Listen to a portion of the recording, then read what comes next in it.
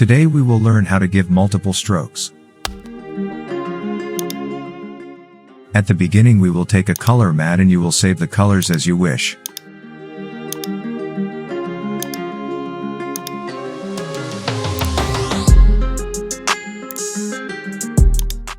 I will leave the color mat to the timeline.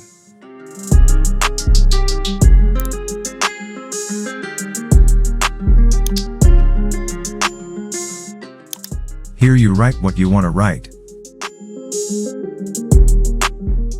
I brought the writing line to the middle. And here I changed the writing style.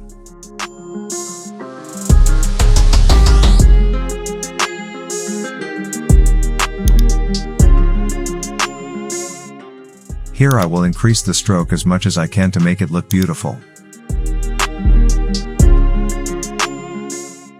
And selecting the plus sign you see here will bring another stroke. Change the color of the second stroke as you wish.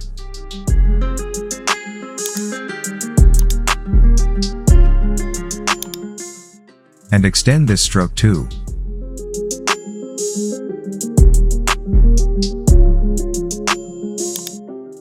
Similarly, arrange as many strokes as you need.